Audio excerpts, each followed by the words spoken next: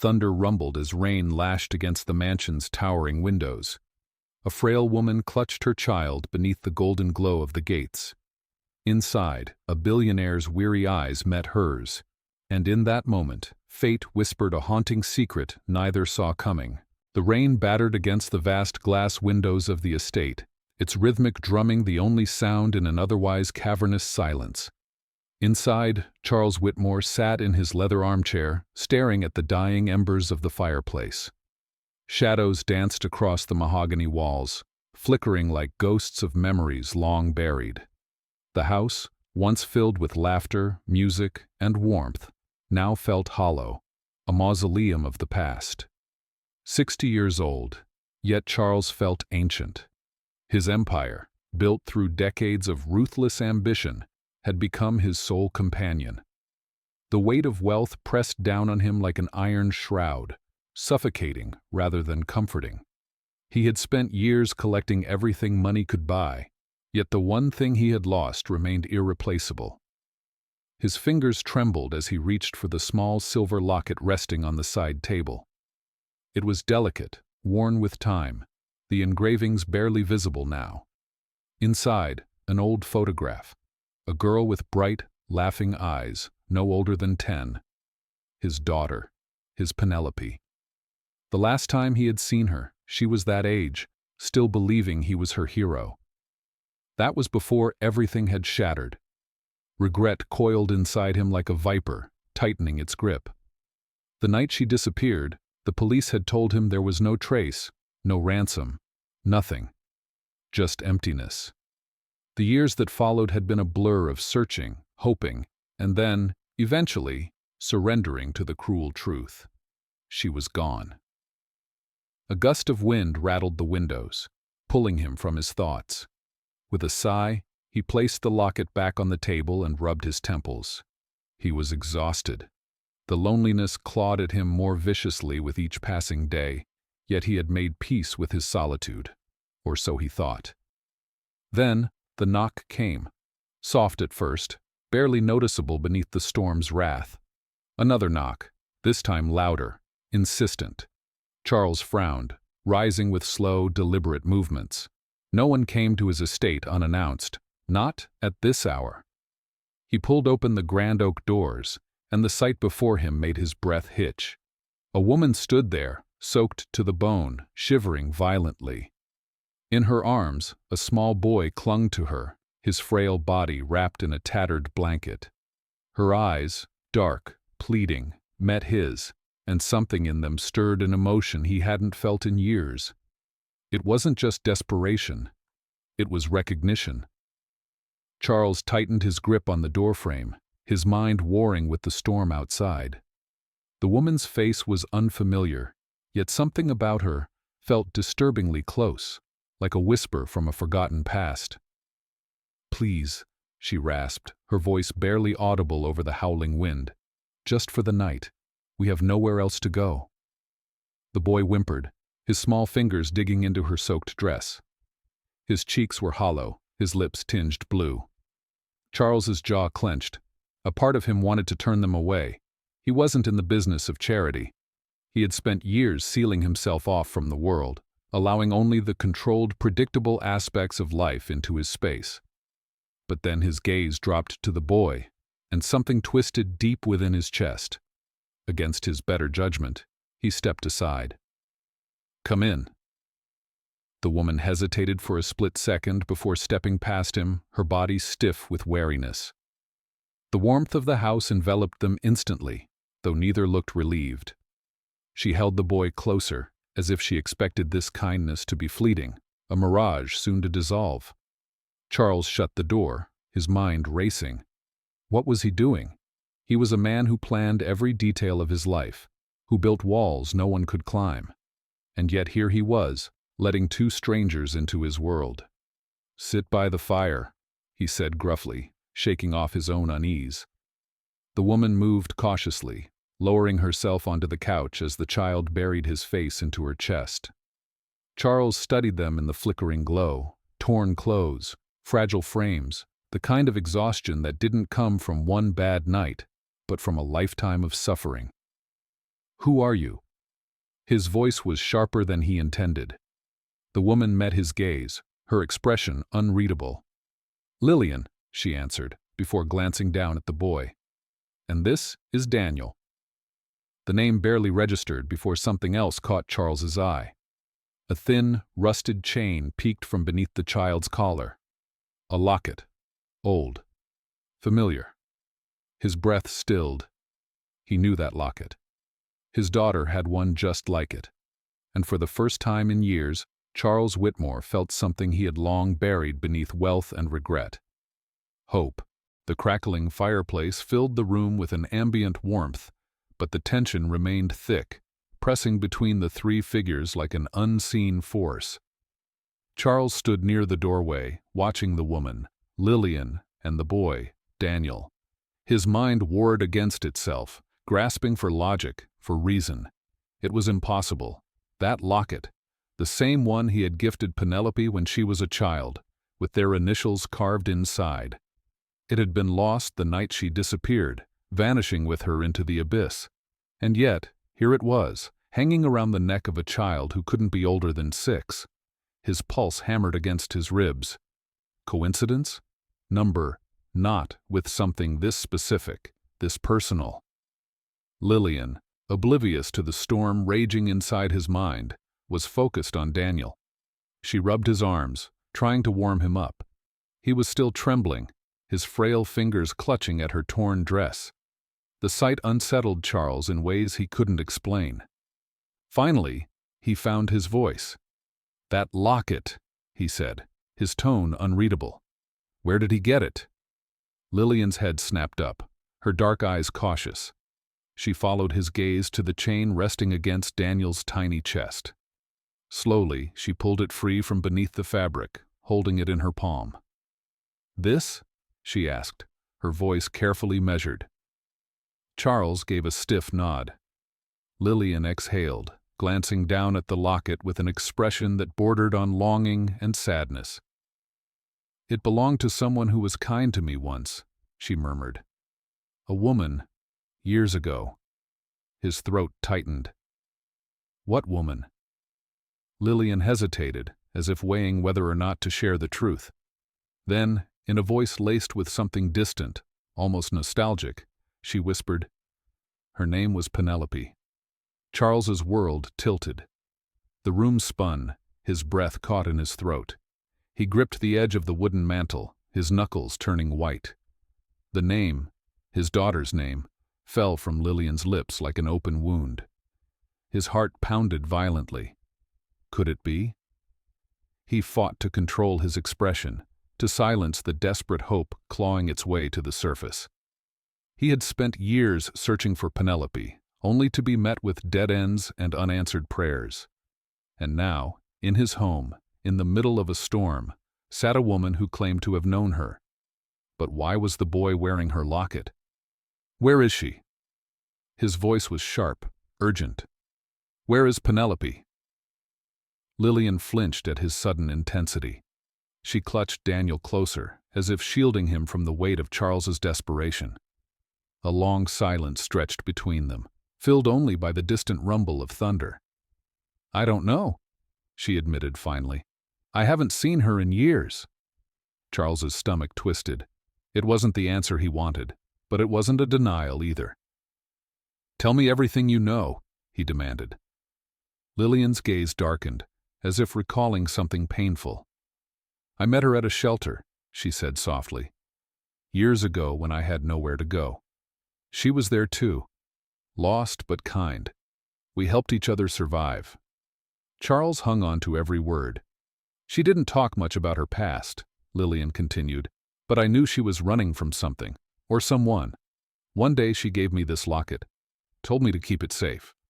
Said it was the last thing she had from someone she loved." A lump formed in Charles's throat. "And then?" Lillian hesitated. "And then she disappeared."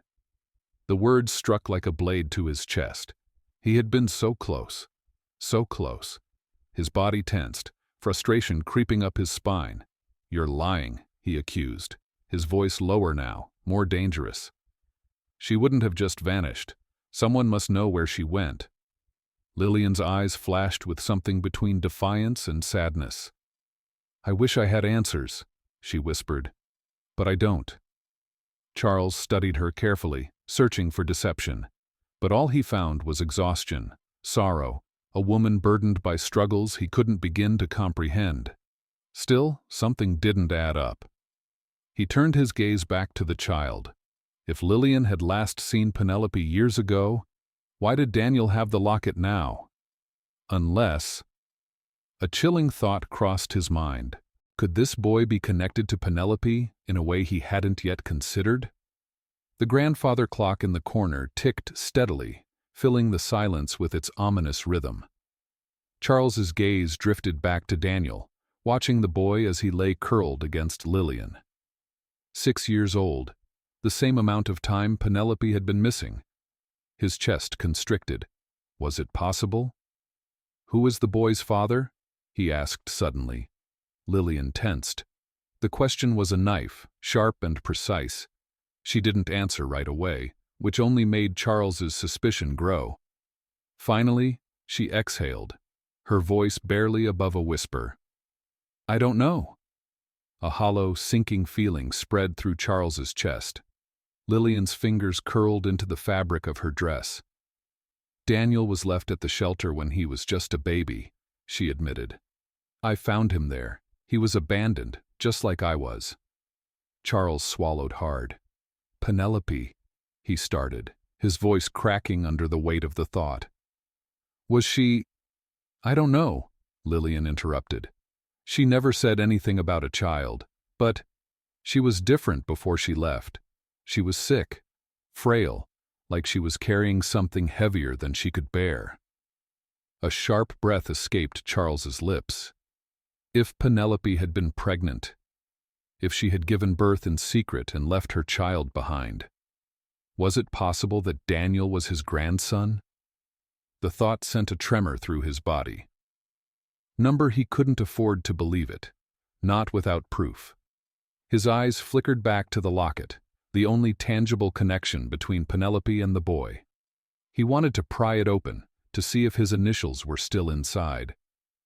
But something stopped him. Fear. Fear that if he opened it and saw his own engraving, it would confirm everything.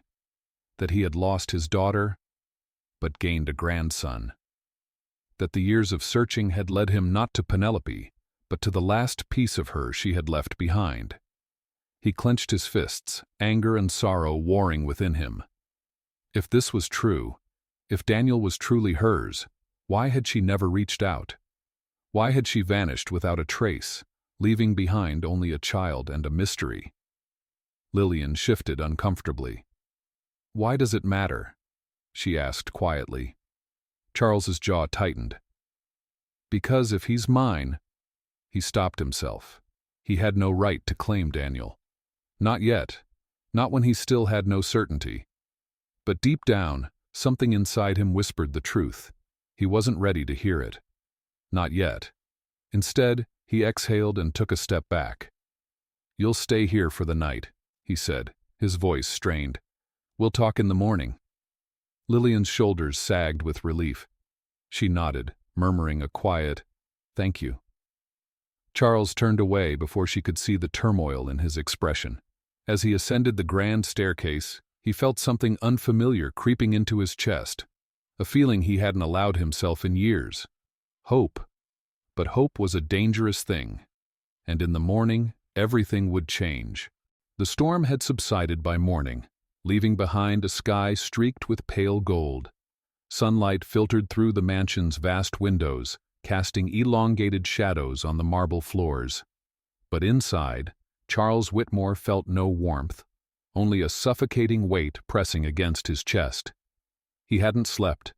His mind had been consumed with a single question, a relentless thought gnawing at him like a vulture over bones. Was Daniel his grandson? He had spent years grieving, searching for his daughter in every possible way, hiring private investigators, bribing officials, chasing leads that ended in nothing. And now, in his home, sat a boy with her locket around his neck. If the truth was what he feared, it would mean one devastating thing. Penelope had been alive long enough to give birth, but had never come back to him, never reached out, never let him find her. Had she truly abandoned him?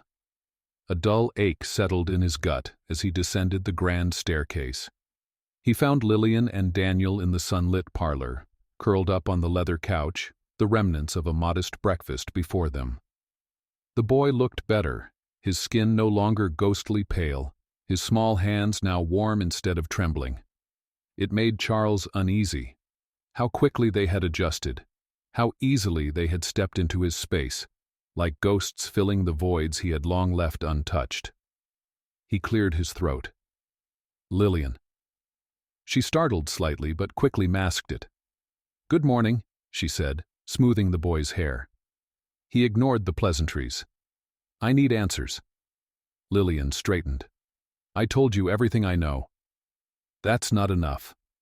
Charles's voice was low, controlled, but beneath it was an edge, a quiet fury masked as restraint. "I want the truth, and I want it now." Her eyes darkened. "I already told you. I don't know where she is." Charles took a slow, measured step toward her. "Then explain the locket." Lillian inhaled sharply, glancing at Daniel as if debating whether to send him away. But the boy remained quiet, watching them both with wide, curious eyes.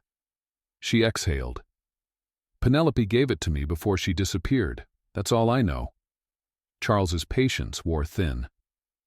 "Then why does the boy have it now?" Lillian hesitated. It was small, but he caught it, the brief flicker of uncertainty. She was lying, or at least not telling him everything. His heart pounded as suspicion festered. He had spent a lifetime reading people, deciphering their weaknesses, their hidden motives. Lillian wasn't just a homeless woman who happened upon his doorstep. She was connected to Penelope in a way she wasn't admitting.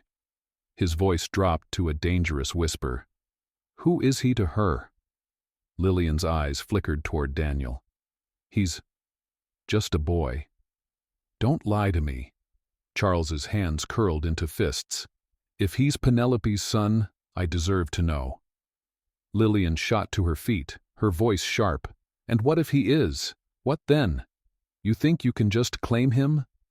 The words hit Charles like a blow to the chest. He staggered back, his breath ragged. She wasn't denying it. Daniel was his grandson. The truth unraveled before him like a slow-moving avalanche, each realization heavier than the last. His daughter had been alive, long enough to carry a child, long enough to leave behind a piece of herself. But she hadn't come home. She hadn't told him. She had left her son behind with a stranger. A searing pain clawed through Charles's ribs, anger and grief bleeding together. He turned away, swallowing the bitter taste rising in his throat. "I need air," he muttered. Before Lillian could stop him, he strode toward the front door, the echoes of his footsteps drowning out the hammering of his heart. The mansion felt suffocating, its walls closing in around him. Had Penelope hated him so much that she had chosen to disappear rather than return? And if she was gone now, if she was never coming back, what was he supposed to do with the child she had left behind? Charles stepped out into the cold morning air, inhaling deeply as if the crispness could cut through the storm raging inside him. The sprawling estate stretched before him, its gardens meticulously trimmed, its pathways pristine. But all the wealth, all the power, none of it had been enough to bring his daughter back. He had failed her. A rustling sound behind him made him turn. Lillian stood at the doorway, arms crossed tightly over her chest, her expression unreadable. "You're angry," she said softly. He let out a hollow laugh.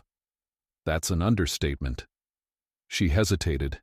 Then, with a sigh, she stepped closer. "I don't know why Penelope never came back," she admitted. "But I know she loved you." Charles flinched. "Then why did she leave?" Lillian's eyes softened. "Because sometimes, love isn't enough to fix what's broken." Her words struck something raw inside him. He turned to face her fully. "Tell me everything." Lillian exhaled, as if preparing herself. "When I met her, she was already sick, not just physically, but emotionally. She carried something inside her, something she couldn't talk about. But I could see it. The way she flinched at loud noises. The way she woke up gasping for breath in the middle of the night. She was running from something. Or someone." Charles's stomach twisted. "She was afraid?" "Yes." Lillian glanced toward the horizon. "She never told me the details, but I could tell she had been hurt."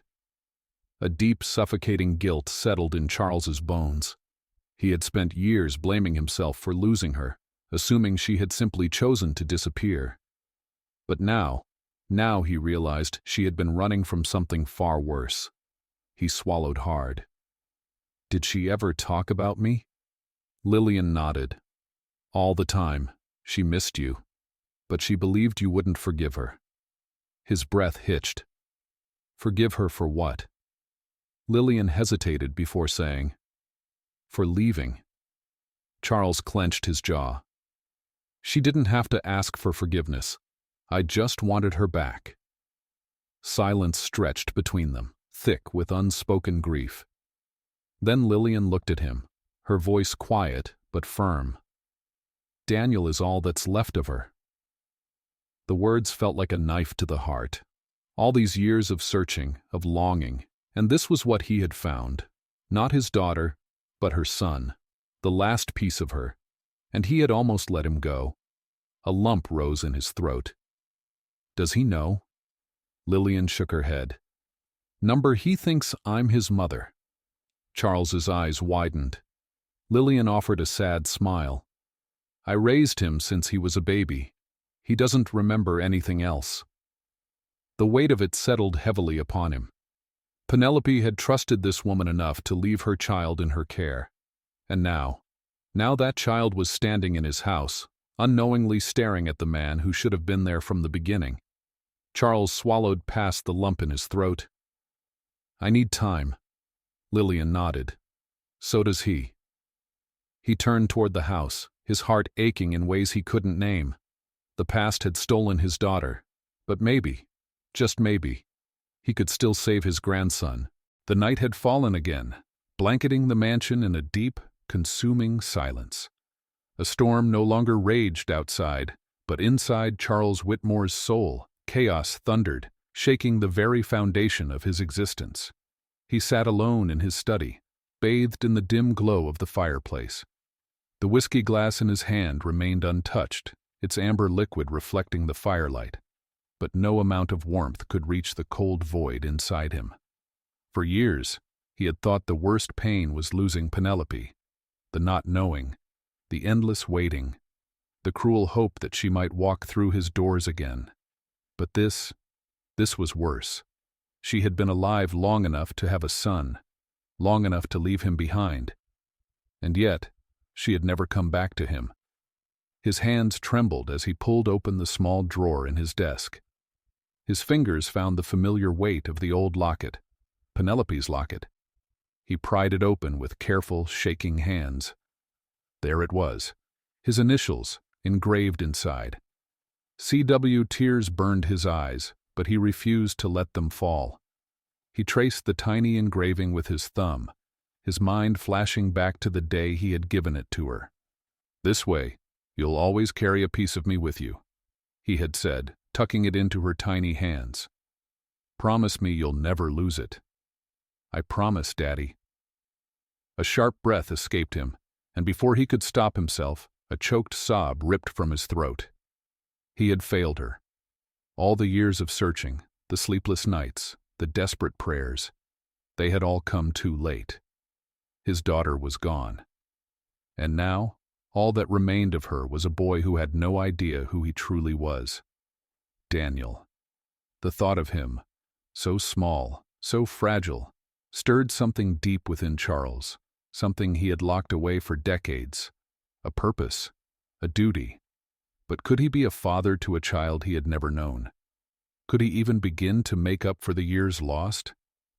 A soft knock on the door startled him from his thoughts. Lillian.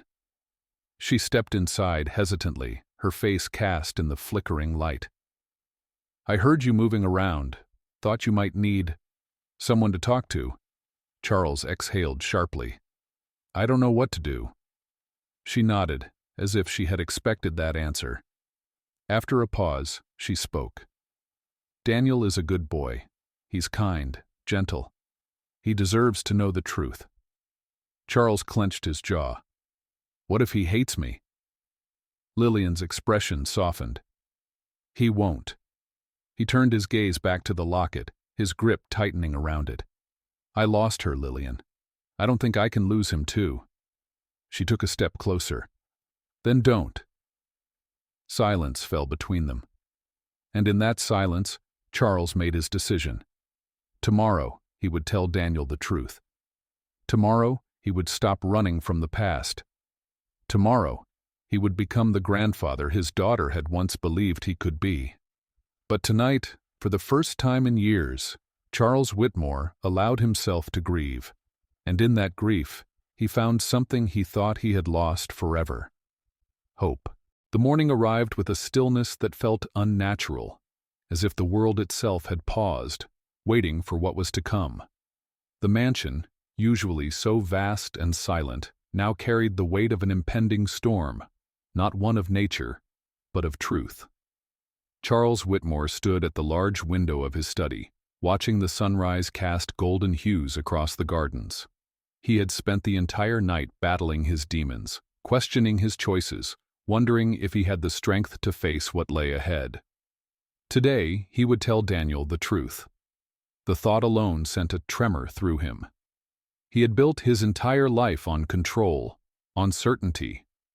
Yet here he was, standing on the precipice of the unknown, terrified of a 6-year-old boy's reaction. Would he hate him? Would he run? Would he cry for a mother he had never truly known? A soft knock interrupted his thoughts. Lillian. She stepped inside, her expression unreadable. He's awake, she said quietly. Charles inhaled deeply. This was it. Lillian hesitated before speaking again. Are you sure about this? He met her gaze. He deserves to know. She nodded, though there was worry in her eyes. Then let's do this. Daniel sat curled up in one of the oversized armchairs in the parlor, his small fingers tracing patterns along the leather upholstery. He looked up when Charles entered, his big, curious eyes filled with innocence. Charles felt his heart tighten. Penelope's eyes. Hey, buddy, Charles said, his voice softer than he had expected. Daniel blinked up at him. Hi. Lillian sat beside the boy, offering him a reassuring smile before turning to Charles. He swallowed the lump in his throat and crouched down to be at eye level with Daniel. I need to tell you something very important. Daniel tilted his head, intrigued but unafraid. Charles took a deep breath. I knew your mother. The boy's lips parted slightly, as if he didn't fully understand, but somehow felt the weight of those words. She was my daughter, Charles continued, his voice thick with emotion. That means, I'm your grandfather. Silence. For a long moment, Daniel simply stared, his small hands gripping the fabric of his pants. Then, slowly, his gaze shifted to Lillian. Is it true? He asked in a whisper. Lillian exhaled, her voice barely above a breath. Yes, sweetheart. Daniel turned back to Charles, studying him with a depth no child should possess. You're my grandpa? Charles nodded, his throat too tight to speak. Daniel seemed to process the information in small pieces, his brows furrowing. But where's my mom? Charles's heart clenched painfully. He had feared this moment the most. Lillian reached out, gently taking Daniel's small hand in hers. She's not here anymore, baby. Tears welled up in Daniel's eyes. She left? No, Charles whispered, his voice breaking. She didn't want to leave you. She got very sick. Daniel's tiny face crumpled. She's gone? Charles's breath shuddered. Yes. Daniel's lower lip trembled. His little body seemed to shrink, curling inward as the truth settled over him like a heavy weight. Then, without warning, he let out a small, heart-wrenching sob. Charles's instinct was to reach for him, to comfort him, but he hesitated, unsure if the boy would accept his touch. But to his surprise, Daniel suddenly threw himself into his arms. Charles stiffened for a brief second before wrapping his arms around the child, holding him close as he sobbed into his chest. For the first time in years, Charles allowed himself to break. He buried his face in the boy's soft curls, his own tears slipping down his cheeks. "I'm so sorry," he whispered. "I should have found you sooner. I should have found her." Daniel clung to him, his tiny fingers gripping the fabric of Charles's shirt as if afraid to let go. And in that moment, something inside Charles shifted. This wasn't just about regret anymore. This was about making it right. The hours that followed were filled with quiet, lingering sorrow. Daniel didn't ask any more questions. He simply sat curled up beside Charles, as if afraid that moving would make this new reality crumble. Charles, for the first time in his life, did not rush. He stayed still, holding his grandson as if anchoring them both to something real. Lillian watched them from across the room, a soft, sad smile on her lips. She had always known this moment would come. She had just never known how much it would mean. Finally, Daniel sniffled, rubbing at his tired eyes. "So, if you're my grandpa, do I live here now?" Charles felt something deep inside him crack wide open. He had spent so many years in this house alone, a self-imposed prison of wealth and regret. But now, he had the chance to change that. "If you want to," he said carefully. Daniel nodded sleepily. "I think I'd like that." Charles swallowed hard. "Then that's settled." Lillian chuckled softly. "Just like that?" Charles met her gaze. "Just like that." She exhaled, shaking her head with a quiet laugh. "I guess that means I should pack our things?" Charles frowned. "What do you mean?" Lillian hesitated. "I figured, now that Daniel has you, I should step back." A strange kind of panic rose in Charles's chest. "No," he said firmly. Lillian blinked. "What?" Charles cleared his throat, trying to find the words. "Daniel needs you. You've been his mother his whole life. That doesn't change just because I'm here now." Lillian studied him for a long moment, as if trying to see through him.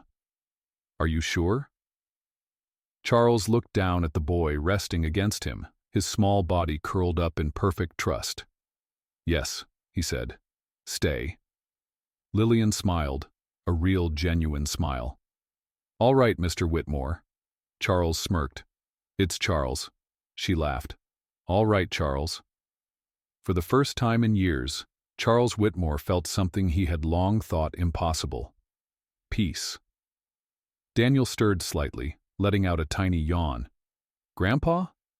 Charles smiled down at him. "Yes, buddy." Daniel nuzzled against his chest, his small hands clinging tightly to his shirt. "Do you think my mom is happy?" Charles swallowed against the lump in his throat. "Yes," he whispered. "I think she's watching over us right now." Daniel let out a soft sigh, closing his eyes.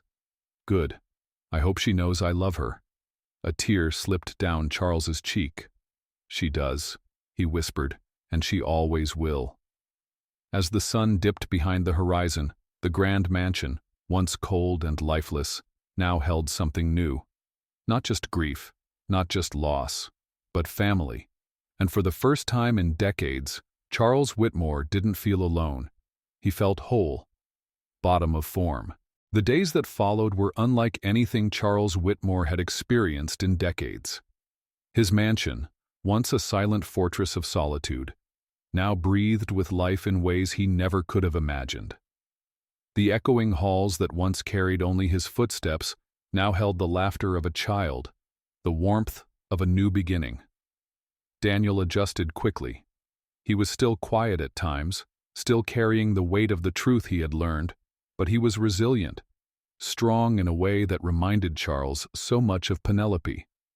The boy had an innocent, natural way of filling empty spaces, of making even the coldest corners of the house feel like a home. Charles had never thought about what it meant to be a grandfather. He had assumed his years of parenting had ended the day he lost Penelope. But here he was, waking up early to find Daniel in the kitchen, watching in fascination as the staff prepared breakfast. Here he was, learning how to read bedtime stories again, hearing the soft, sleepy murmurs of a child as he drifted into dreams. For the first time since losing Penelope, Charles found himself looking forward to tomorrow. One evening, a week after their world had shifted, Charles found Daniel sitting on the floor of the library, a book sprawled open in his lap. The boy was deep in thought, tracing the illustrations with his small fingers. Charles sat beside him, feeling the strange but comforting presence of someone who belonged there. "What are you reading?" he asked. Daniel looked up, a small smile on his lips. "It's a book about the stars." Charles raised an eyebrow. "You like space?" Daniel nodded eagerly. "Yeah, Mom used to tell me that the stars are just tiny lights watching over us." Charles felt his chest tighten. "She did?" Daniel nodded again, flipping a page. "She said if I ever felt lonely, I should just look up and remember that she's still watching me." Charles swallowed hard, willing away the sting behind his eyes. "She was right," he said quietly. "She's always with you." Daniel stared at the page for a long moment, his small fingers gripping the edge.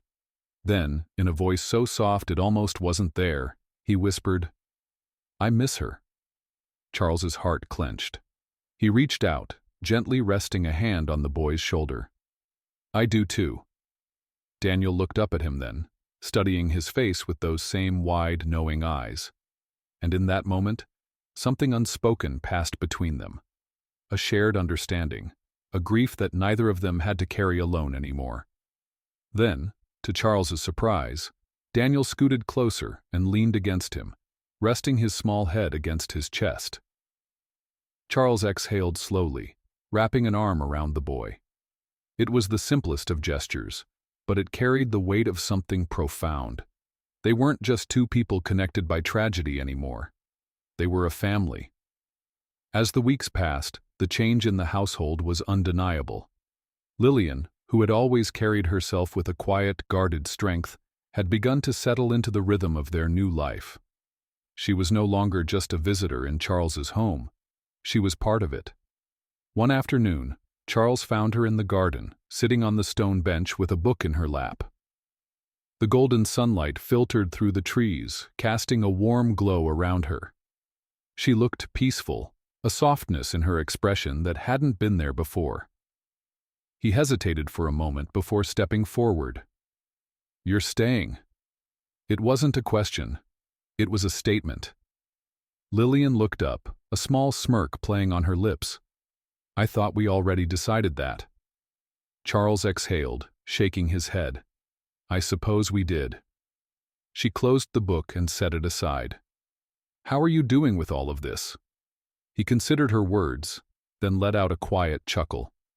"I have no idea what I'm doing." Lillian laughed, the sound light and easy. "Welcome to parenting." Charles smirked. "I think it's supposed to be easier the second time around." Lillian tilted her head. "Maybe, but it's different this time, isn't it?" He nodded slowly. "Yes, it is." Because this time he wasn't just raising a child, he was learning how to be a father again, and not just to Daniel, but to himself, to the man he had once been, the man he had lost in the years of grief and regret. This wasn't just about making things right for Daniel, it was about becoming whole again. That night, Charles stood by the window of his study, watching as Daniel and Lillian sat in the garden, their laughter drifting through the cool evening air.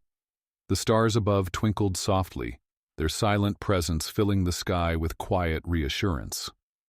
For years, Charles had searched for Penelope. For years, he had believed that finding her would be the only way to heal. But life had given him something else, something unexpected, a second chance. He hadn't found his daughter, but he had found her son, and in doing so, he had found himself again. He reached into his pocket, pulling out Penelope's locket. He opened it, staring at the initials inside, at the memory of the little girl who had once clutched it so tightly. "I hope you're watching," he whispered. Because for the first time in years, he wasn't just surviving, he was living. And he would spend the rest of his days making sure that Daniel never felt alone. As he closed the locket and placed it in his breast pocket, a single shooting star streaked across the night sky. And for the first time in his life, Charles Whitmore made a wish. A wish for the future. A wish for family. A wish for forgiveness.